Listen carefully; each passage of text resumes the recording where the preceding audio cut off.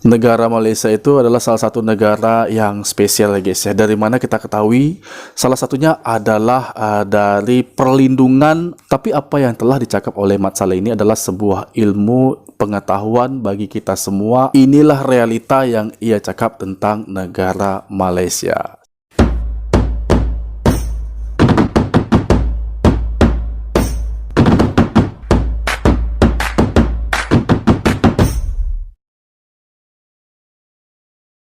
Assalamualaikum warahmatullahi wabarakatuh. Halo guys, apa kabar Anda semua di sana? Hari ini aku sangat senang sekali karena kita dapat bertemu lagi di video ini, dan aku sangat berharap semoga kita semua dalam keadaan baik-baik saja, dalam keadaan sehat selalu, dan bukan hanya kita ya, bahkan seluruh keluarga kita dan semua orang yang kita sayangi, juga orang yang ada di sekitar kita, semoga semuanya juga dalam keadaan sehat, dan semoga juga kita diberikan kemudahan dalam rezekinya, dalam kita mencari nafkah, dalam kita beraktivitas setiap hari dimanapun kita berada. Amin.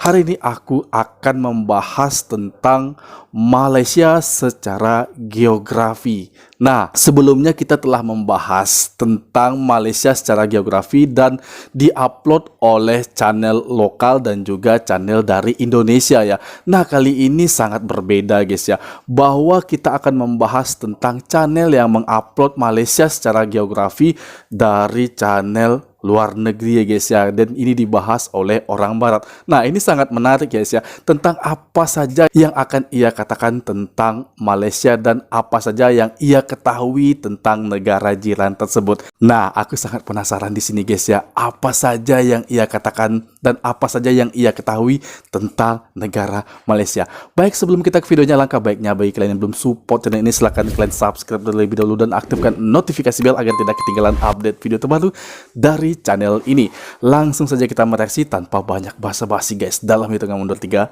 2, 1. Play. Here we go. Ever since I made the Indonesia episode, you have no idea how many Malaysians were like, okay, now that you did our cousins episode, do not mess with ours. oh, don't worry Malaysia, and here to reassure you, I made you some nasi goreng. Nasi goreng. It's time to learn geography. Now! Hey everybody, I'm your host Barbs. How refreshing. We are back in Southeast Asia, and today, after Brunei, East Timor, Indonesia, we are doing the last country in the Nusantara archipelago, Nusantara, Malaysia. Malaysia. Oh, sorry, didn't see you there, Singapore. You're so small. So what do the Malaysians bring to the table that the others don't? Well, let's find out in the first segment. Cue transition. Now this is going to be really fun because Malaysia's land has so many unique twists and turns, and explaining it, it's kind of like doing a Rubik's Cube blindfolded, right Ken? Right, totally. Yeah. You got Dan it? Malaysia I don't know, did I? memiliki You got it. banyak First of all, Malaysia keunikannya. is located in Southeast Asia, divided into two main parts. Peninsular Malaysia, where about 40% of land, which also has the southernmost tip of mainland Asia, Tanjung Piai, while East Malaysia, or Malaysian Borneo, takes about 60% of the country's Oke, kita land. pause ini guys ya. Dan sini sedangkan Malaysia Timur atau Borneo Malaysia menguasai sekitar 60% dari tanah negara di Pulau Kalimantan, menjadikannya salah satu dari 2 pulau yang dimiliki oleh 3 negara bersama dengan Siprus ya. Yang jelas Brunei, Malaysia, dan Indonesia, seperti itu. Baik, kita play. The island of Borneo, making it one of the only 2 islands shared by 3 nations along Borneo, with Cyprus. guys, yeah. If you want to be technical, Cyprus kind of has 4, including the UN buffer zone, but you get the point. Just watch the Cyprus Yes. episode. Keep in mind, about 80% of the population lives on the peninsula, while only about 20% live on Malaysian Borneo. In addition, the country has over 870 islands off its shores, the state of Sabah having the most with nearly 400, the largest one being Bangi Island. However, the island of Sebatik is a little bigger, but the island is split in half with Indonesia in the south. Terbagi Also, they dua have ya a little guys bit ya. of a dispute with the Philippines in the east. The country is divided into 13 states and 3 federal territories. Putrajaya Labuan, with the capital Kuala Lumpur. However, due to overcrowding, almost all the government ministries and administrative offices were moved to Putrajaya in 1999. After Kuala Lumpur, the next largest cities are Georgetown on Penang Island and Ipoh. The busiest airports are Kuala Lumpur International, Kota Kinabalu, and Penang Internationals. That is the thing. Malaysia lies under the South China Sea. If you don't know anything about this place, and if you didn't watch watch the Brunei episode, it basically goes like this. Basically, every country in this area wants a piece of these things called the Spratly Islands. Today, Malaysia has claim to about 11 of them, and the most notable one being Layang, which they built an airbase on. Now, you might notice that it's interesting how these two small entities, Singapore and Brunei, got mixed up into this whole region. Well, when it came to Brunei, it kind of went down like this. Welcome to the Malaysia Agreement. Sultans, please sign the paper saying you'd like to be part of Malaysia. Wait, I'd have to give up that? And I'd have to lose control of what? Oh, hell no! As for Singapore, it was more like, Hey Malaysia, you just got free from British rule. Let's join up. Makes sense? Yeah, we are now one country. Yeah. You have too many Chinese people, and you're gonna waste my money! Yeah, well you only get privileges to the Malays! You know what? You're out of the club. Yeah, fine, whatever. I quit. One day, you know what? I'm gonna make something of myself! Okay! and boy howdy did they keep that promise. Otherwise, some notable places of interest might include places like the largest roundabout in the world, the Petronas Towers, the tallest twin buildings in the world, Kuala Lumpur Tower, the Batu Caves with a Hindu shrine, the National Monument of Malaysia, Legoland Malaysia, yep, they have one, Sunway Lagoon, the National Mosque of Malaysia, Kek Lok Si Buddhist Temple, these palaces, the old Dutch buildings of Malacca, the Leaning Tower of Teluk Intan, Afamosa Fortress, the cat statue of Kuching. Gila guys, kita pause guys ya, banyak sekali yang ia bahas ini, yang ia beritahukan kepada kita semua guys tentang wisata yang ada di negara jiran itu ya. Tentunya ini adalah salah satu hal yang paling menarik dan membuat orang ingin terbang ke negara Malaysia guys. Oke, kita lanjutkan lagi. Kuching, this heritage museum, Kuching, Sarawak ya. cultural villages, and the Sepilak Orangutan Rehabilitation Sepilok. Center. Yeah, orangutans, they have plenty of those in here, which means we can now swing over to the next segment, When it comes to Malaysia's land, they got kind of lucky because not only is it like rich and beautiful, Oh but ya unlike their ya neighbors, ya. they don't really have to deal Malaysia with any kaya crazy dan indah catastrophes. guys. First of all, Malaysia rests comfortably on the bottom of the Eurasian plate, literally shielded on Ini all sides, pengakuan mostly dia by ya. Indonesia and the Philippines. This means that if any earthquakes occur, Indonesia usually absorbs all ya, of it. If betul. cyclones and tropical storms attack, the Philippines and Indonesia take the hit. And if a volcano erupts, they don't have to worry because they don't really have any volcanoes, and it's probably happening in Indonesia. Thanks, Indonesia. Now, when it comes Thanks. to nature, Oke, even though the kita pause largest lagi lake guys that ya. can your Ini yang akan kita bahas lagi guys ya. Aku juga sepengetahuan aku beberapa waktu yang lalu aku juga telah mengetahui bahwa ada banyak sekali bencana alam yang diserap oleh Indonesia dan juga Filipina sehingga letak negara Malaysia itu tidak terdampak ya guys ya dari bencana-bencana alam seperti itu angin puting beliung dan juga tsunami guys serta Gunung Merapi. Paling ada bencana alam di Malaysia itu hanya banjir, itu pun tidak seluruh kota ya, hanya kota-kota tertentu saja atau bandar tertentu saja yang terkena dampak banjir itu guys. Malaysia tidak ada bencana alam di sana guys. Kita play. Reservoir lies on the west peninsular Malaysia side. The eastern Malaysia Borneo side has all the extremes. They have the highest mountain, Mount Kinabalu, the longest river, the Kinabalu, Rajang, yes. and a lot more animals. In fact, Malaysia is one of the most biodiverse countries in the world. They have 14,500 species of flowering plants and Ragam trees, tumbuhan, over 600 bird ragam hewan, species, over 200 hewan species of langka, mammals. Speaking of banyak which, spesies. peninsular Malaysia is home to the most black panthers in the world. Insert Wakanda joke, I don't have time. Speaking of that, the national animal is the Malaysian tiger, which is also featured on the coat of arms, which we will cover in Flag Friday. Stay tuned. Otherwise, they have elephants, rhinos, orangutans, and they even have their own version of tapirs like the ones in South America. Wow. And that creepy-looking proboscis monkey. Many of these species you can find in one of the oldest Banyak rainforests in sekali the world, spesies ya, over 3 spesies times hewan older di than sana. the Amazon, Taman Negara. Malaysia is also a land of caves. In fact, they have the largest chamber in the world that can be found in Sarawak. Oh, sebentar. Kita pause di sini tadi sih guys ya. Malaysia juga merupakan tanah gua bahkan memiliki ruang terbesar di dunia yang dapat ditemukan di Sarawak guys ya. Lagi-lagi pengakuan ini guys bahwa di Sarawak ada ruang terbesar di dunia. Wow. Baik, kita lanjutkan lagi. Otherwise, Malaysia is known for producing electronics, palm oil, petroleum, gas, and rubber. They're actually the second largest palm oil producer in the world and the largest condom maker. Just saying. They even have their own national car company, Proton, making Malaysia the 11th country in the world with the capability to fully design and engineer and manufacture cars. Otherwise, some national dishes might include things like nasi kandar, nasi dadang, nasi kerabu, chicken percik, mangosteen and durian are treasured fruits, and the national dish, nasi lemak. Oh, and if you have the chance, see if you can witness the Si famous lemak. tarik tea shows. The servers pour out tea, sometimes over a meter in length. It's almost seen as like an art form. Okay, I think that's just about it for now in this segment. Let's talk about the coolest part of Malaysia, the Malaysians.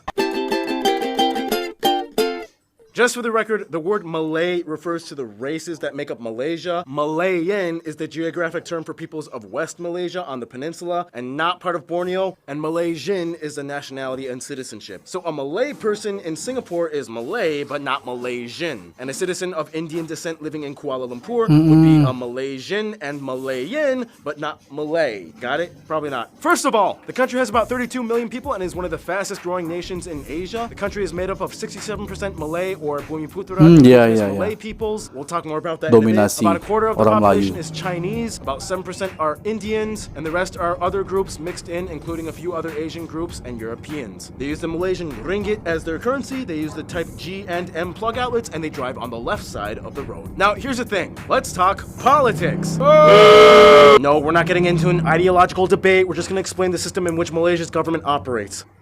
Proceed. Malaysia is one of the few monarchies in the world. However, it's not a monarchy in the conventional sense because they kind of have 9 kings-ish. These 9 states each have a royal leader known as a sultan, and every 5 years they rotate to allow one of the 9 sultans to rule as head king, known as the Yang di Pertuan Agong. That means that technically, if you were a boy and your dad just finished being king for his 5-year term, you could be the next one, but you would have to wait at least 40 years for it to happen. You know, since 8 other kings would have to be king Secara before you. bergiliran, Yeah, I know, ya. it's like, oh, what the? There's a lot more that goes into it, but that's kind of like the basic underline. They are the only country that does this. I mean, the closest thing would be maybe the Comoros with that rotating president thing, but it's nowhere near as complex as this. Nonetheless, the royals are held under a constitution that limits their power mostly to cultural and religious affairs, as well as appointing certain leaders and so on. Most of the government activity is held and controlled by the prime minister and the parliament. Which brings us to the most recent controversy, the 2018 election. This effectively changed everything, as for the first time since 1957, the BN party was voted out and the new PKR party took over. And it was actually a peaceful transition. We really don't have a lot of time to talk about it, but it's really interesting to look into and talk to a Malaysian person if you want to know more about it. It was like a huge deal for the country. Anyway, the country has 2 official recognized languages, Malay and English. They were once a British territory. Malay and so it makes English. sense. It's taught from elementary school. Malay is basically intelligible to Indonesian. Both countries can generally understand each Yes. other. I explained this a bit in the Indonesia episode. For Malay, the words are easy to read, but the problem is the intonation.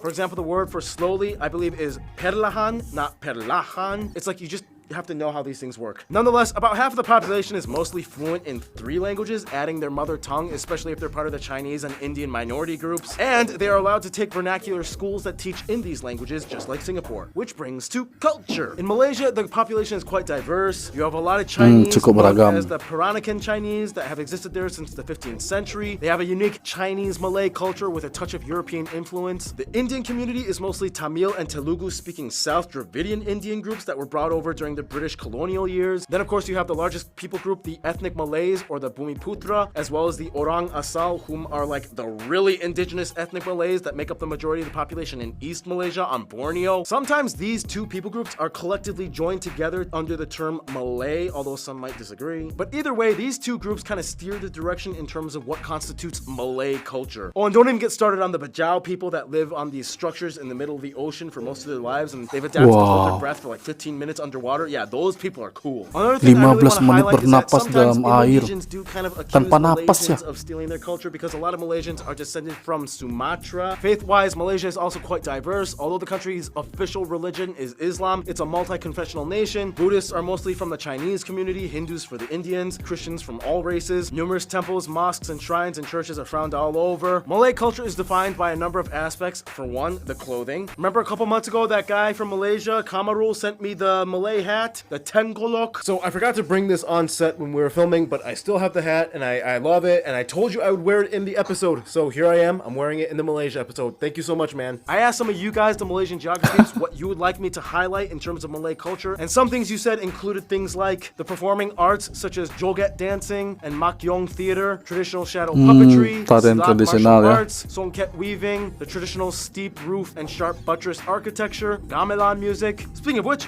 history time. We We don't have enough time to go too far into it, but in the quickest way I can put it, Hindu kingdoms, Buddhist kingdoms, Islamic Sultanate, Portuguese came in, Dutch came in, British came in and made the White Raja period, which made things interesting. World War II, Japanese came in, British came in again, independence. Okay, very quickly just to cut, this is the part where I totally forgot to mention all the cool stuff that happened in the 60s. It's how they got those 2 states in Borneo. We'll explain more on Flag/Fan Friday, so stay tuned. Economic restructuring and industry boom, 2018 vote for the new prime minister, and here we are today. Alright, some notable people that you guys, the Malaysian geography, suggested that I should mention in this video might include people like Siti Nurhaliza, Lat, the cartoonist, Muzaffar Shukor, P. Ramlee, Ziavi, Hang Tua, Enrique of Malacca, Michelle Yeoh, Tony Fernandez, Air Asia owner, designer Jimmy Choo, Linda Louis, singer Yuna, director James Wan, Dr. Mahathir Mohamad, Nikul An David, Lee Chong Wei, Henry Golding, and the first prime minister, Tunku Abdul Rahman. I'm sure there's way more famous people I could have mentioned, but we gotta move on. Time to go to the last part of this episode,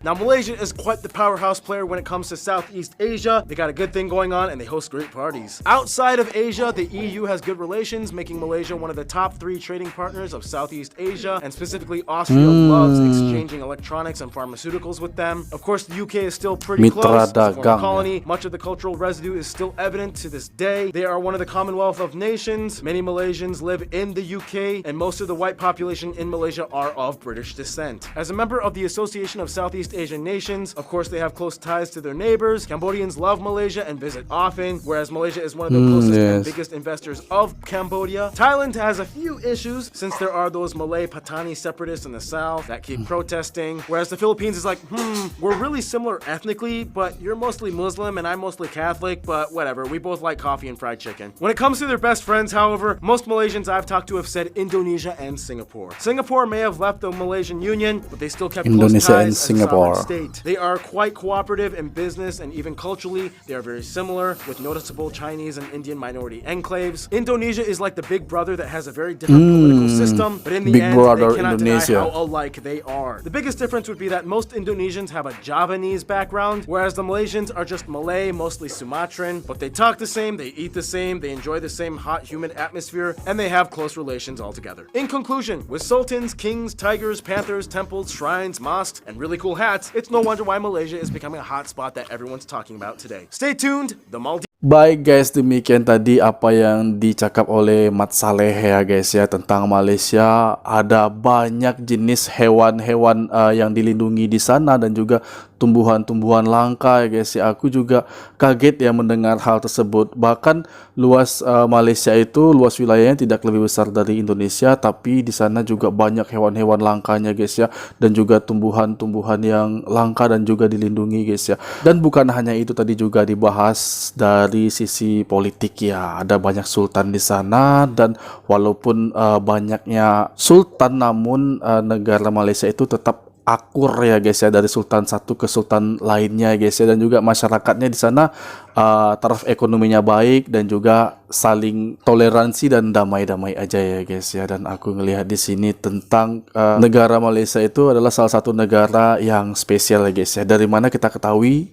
salah satunya adalah dari perlindungan dari negara lain terhadap bencana alam ya guys. Tadi juga dibahas sini bahwa apabila ada seperti gempa bumi, gunung meletus dan juga angin puting beliung, maka itu akan dilindungi oleh negara-negara tetangganya seperti negara Filipina dan juga negara Indonesia guys ya. Maka itu akan diserap dulu oleh negara-negara ini guys ya. Karena letak posisi Malaysia itu di tengah, maka tidak akan terdampak langsung oleh bencana alam yang sebesar itu guys ya. Ada sih mungkin yang terkena bencana alam seperti banjir, namun banjir itu tidak secara menyeluruh ya guys ya. Ada beberapa bandar saja yang terkena dampak, namun tidak semuanya guys ya, seperti Kuala Lumpur dan Putrajaya ini tidak terkena dampak banjir ya. Tapi kalau kalian tahu silahkan kalian komen aja guys ya. Kalau aku salah, aku mohon maaf. Tapi apa yang telah dicakap oleh Mat Saleh ini adalah sebuah ilmu pengetahuan bagi kita semua. Inilah realita yang ia cakap tentang negara Malaysia. Seperti itu guys ya. Oke, demikian dari video dari aku. Semoga Anda semua terhibur dengan video ini, dan aku mohon maaf, mohon undur diri. Jika ada kesalahan mohon dimaafkan. Wassalamualaikum warahmatullahi wabarakatuh.